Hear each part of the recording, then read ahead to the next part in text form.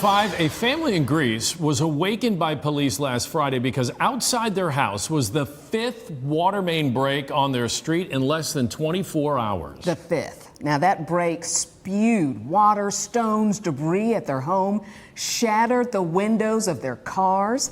Chief investigative reporter Berkeley Breen is live on Staub Road in Greece. And Burke, all that debris, the rocks, they're still there, right? They are. I got a hold of one of them. They're spread out along the lawn here, so there's no way you can mow the lawn. The rocks are this big. The water main break happened over here on the side of the road. And not only was it among the 5 on this street in less than 24 hours last Friday, but this is the second time this exact spot has broken in 6 years.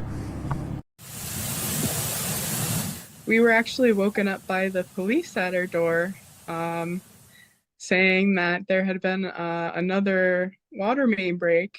This was the breach outside Ashley McCullough's house at 1 a.m. Friday. My name's Ashley McCullough. The next day, she went outside and recorded the damage. The geyser threw hundreds of rocks and stones into the air and down onto Ashley and her boyfriend's cars. This is one of my vehicles with a broken rear hatch. The rear window in the soft top is completely shattered. There is rocks inside. Everything is soaking wet. That's what our whole life is surrounded by, is our cars. So the fact that those got damaged and, may even be totaled is just very upsetting. Ashley told me there were 4 other water main breaks on her road within 24 hours. And we can see evidence of a repair here on this end of Straub Road and then here on the other end of the road.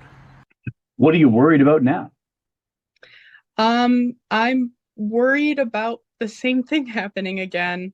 I was really thankful that the Monroe County Water Authority restored water to us quickly. But at the same time, how do I know that that repair is quality? How long is it going to last if the last one was only, it only lasted for 6 years?